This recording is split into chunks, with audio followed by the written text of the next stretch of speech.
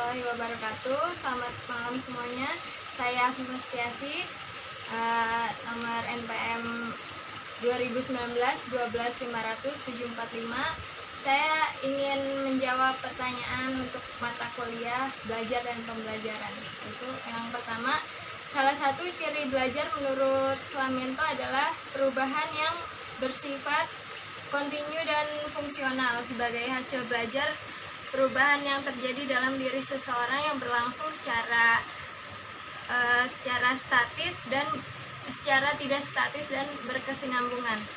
Jadi suatu perubahan yang terjadi akan menyebabkan perubahan berikutnya dan akan berguna bagi kehidupan dan proses belajar berikutnya juga. Misalnya seseorang yang sedang belajar menulis yang awalnya nggak bisa memegang pensil atau pulpen, lalu dia kemudian berusaha terus belajar, kemudian bisa menulis huruf-huruf dan akhirnya dia bisa menulis dengan rapih dan indah. Terus yang selanjutnya adalah pembelajaran membutuhkan langkah-langkah pelaksanaan.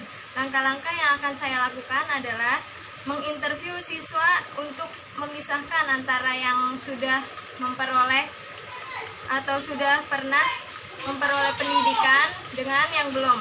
Karena yang sudah sering atau yang sudah pernah memperoleh pendidikan nantinya akan diberikan umpan balik untuk diminta mempraktekkan kembali agar siswa tersebut dapat melakukan tugasnya seperti yang diinginkan. Lalu pilar pendidikan menurut UNESCO itu ada 4. Yang pertama, learning to know, artinya belajar untuk menguasai. Guru sebagai sumber belajar, maksudnya adalah guru memiliki pengetahuan dan wawasan yang luas, dan pastinya harus menguasai materi yang akan diajarkan pada siswanya juga. Yang kedua,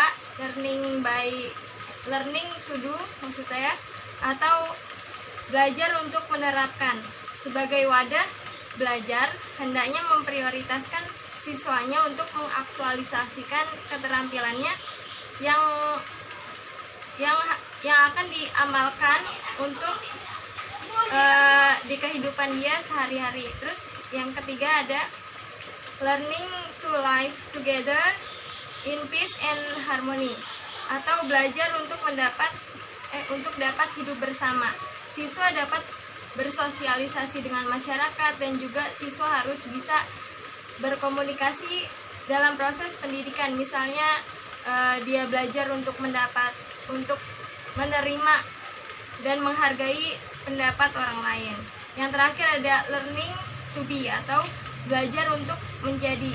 Penguasaan keterampilan merupakan proses untuk menjadi diri sendiri. Di sini siswa akan mengalami proses pemahaman terhadap kebutuhan dirinya sendiri. Lalu dalam ranah taksonomi Bloom terdapat pemikiran aras rendah dan aras tinggi. Dalam pengenalan, siswa diminta untuk memilih salah satu dari 2 atau lebih jawaban.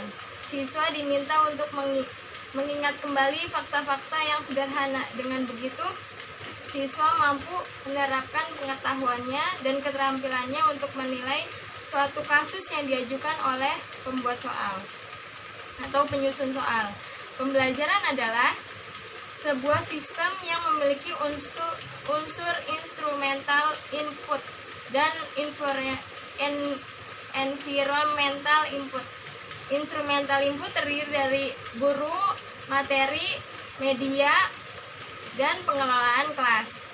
Instrumental input ini adalah masukan yang kehadirannya dan pemanfaatannya diatur untuk mencapai hasil belajar yang diharapkan. Sedangkan environmental input yaitu kondisi sosial, ekonomi, kultural, filsafat masyarakat, dan sejenisnya. Selanjutnya, faktor eksternal yang paling mempengaruhi proses belajar adalah keluarga.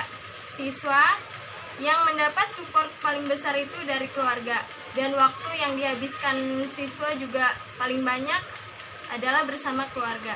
Jadi dengan dukungan dan arahan dari keluarga yang harmonis, pasti anak akan lebih mudah mencapai tujuan pendidikan yang diinginkan oleh pendidikan itu sendiri. Terus selanjutnya, gaya belajar yang paling tepat bagi saya adalah saya itu lebih suka belajar yang fokus tanpa adanya kebisingan atau suara-suara yang mengganggu, karena itu bisa memecah konsentrasi saya. Jadi kalau belajar yang lebih sepi itu menurut saya lebih masuk ke dalam otak dan lebih mudah dalam mengerti.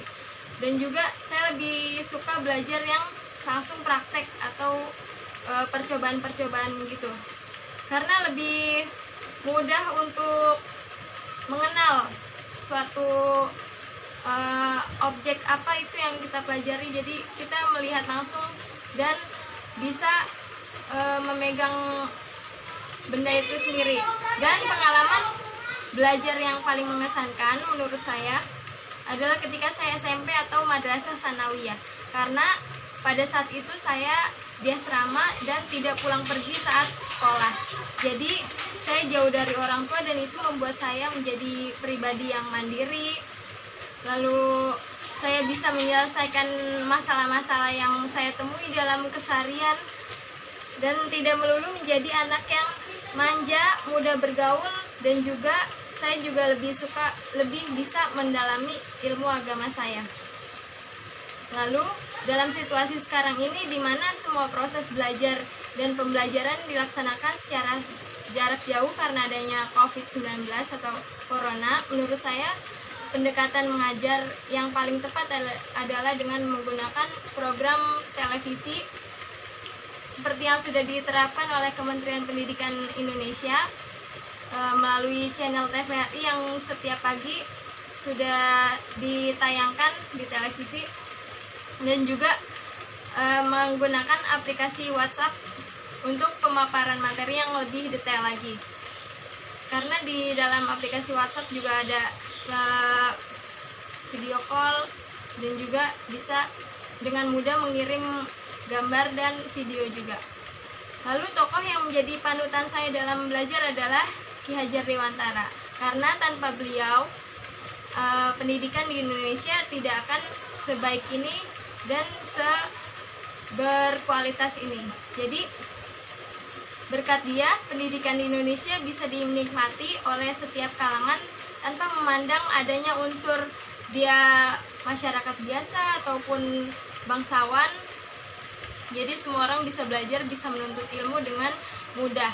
Apalagi sekarang zaman sudah canggih yang mana semua orang sudah bisa mengakses internet dengan mudah dan pengetahuan juga lebih gampang untuk didapatkan. Yang terakhir, moto hidup saya adalah jangan menyerah, karena setiap kesulitan pasti ada kemudahan setelahnya.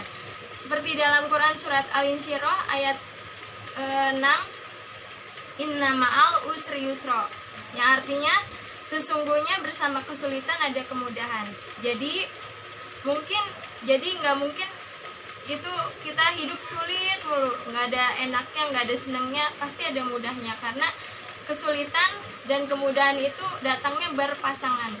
Nggak mungkin kesulitan semuanya, pasti ada kemudahannya, asalkan kita sudah berusaha semaksimal mungkin untuk melakukannya dan yakin kalau apa yang kita lakukan itu benar dan bisa bermanfaat bagi orang lain.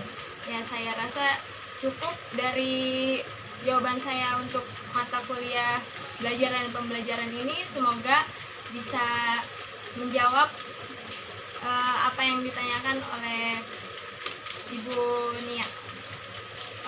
Saya rasa cukup. Wassalamualaikum warahmatullahi wabarakatuh.